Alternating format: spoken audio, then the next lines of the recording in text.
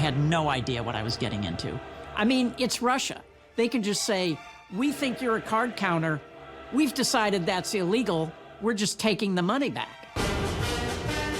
I had never been to Russia before and had no reason to go because prior to this, they had no casinos.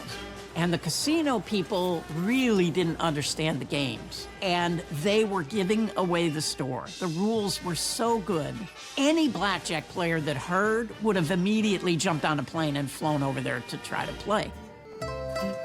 I go into this little casino, and it's off the lobby of a hotel.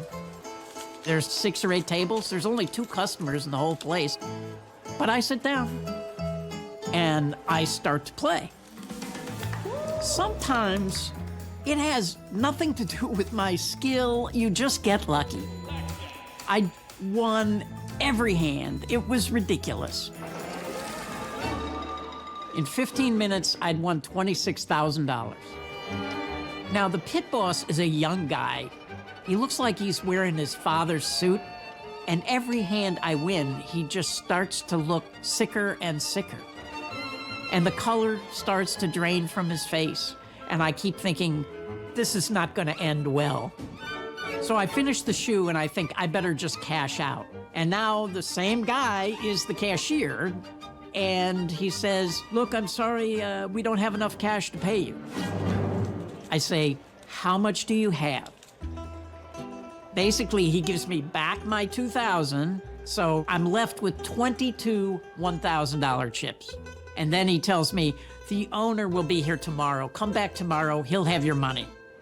And now I'm starting to think, oh boy, this is gonna be a problem. I'm gonna get screwed out of $22,000. I immediately go to the Cosmos poker room and see Jeff. Now, Jeff is an Australian guy who discovered all these blackjack games in Russia early, and he has moved here and has been here for years. Jeff runs the poker room at the Cosmos Hotel. So he knows every casino and everything that is going on in the gambling scene in Moscow. And I tell him what happened. He goes, oh, yeah, they can't afford that much. He says, this is the way it works in Russia. The laws and the police and the courts, worthless. Every business has what's called a roof. And your roof is your local mafia boss. If you have a dispute, you go to your roof. And that casino's roof is Chechen mob. And he says, and you're in luck because my roof here at the poker room is also Chechen mob, but my roof is higher than their roof. And I say, okay. And he says, would you take $18,000 for the 22 chips? I was like, done. Let's do it right now. Jeff says, I have to leave, but this is Natasha. And here's this Russian woman, and she's mysterious like a femme fatale, kind of scary, like if you had sex with her, you might not live through it. And he says, Natasha will take care of you. She will introduce you to our roof and meet at the other casino. So I'm just sitting there waiting and waiting. And about 10 o'clock at night, Natasha comes up to me and she says, we go to get your money. And we drive back to the other casino. So we get out of the taxi and we walk into the lobby, and there's 2 huge guys with a little guy in the middle. And they're all wearing black turtlenecks and black suits. And I look over at the closed nightclub, and they have a metal detector there and 2 big security guards. And those security guards are not happy. It seems pretty clear these 2 groups of mobsters do not like each other. Natasha starts talking to the little one. So it's clear to me that these are my Chechen mobsters, and the guys over at the metal detector are their Chechen mobsters. She says, okay, we go. And now we all start heading for the metal detector. As we're going, the guards start talking to the guys behind me in Russian. And as we're going, the volume is getting louder and louder and louder, and to the point now they're yelling at each other.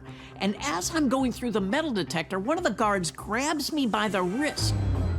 and starts pulling me in. And one of the guys behind me grabs me by the other wrist and starts pulling me out. And now I'm in a literal tug of war between two factions of the Chechen mob. And I'm thinking, what the hell am I doing? I just want to play cards.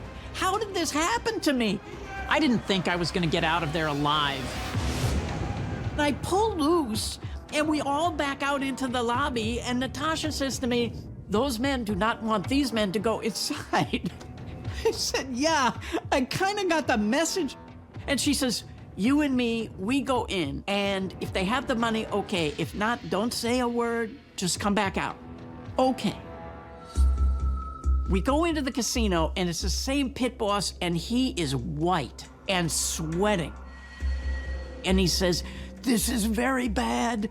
You should not have brought those men here. They should not be here." And I said, "Do you have my money?" And he says, "I have some." I said, "How much?" He says, 1,000. The guy gives me the 1,000, and I give him one chip. He says, "You come back in a week, and I give you another 1,000, and another week, another 1,000. And I say, "I'm leaving tomorrow."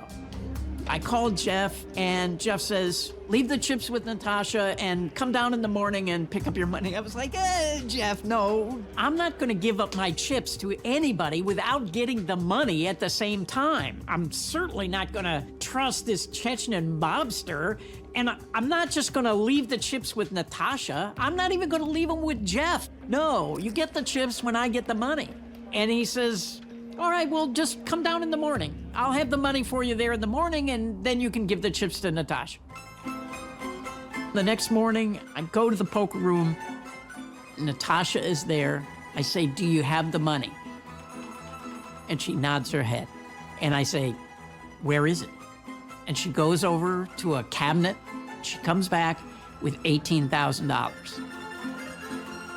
I don't even count it. I'm like, thank God. And I give her the chips. And Jeff's roof will collect the full $21,000 after I'm gone. It was one of the happiest transactions of my life.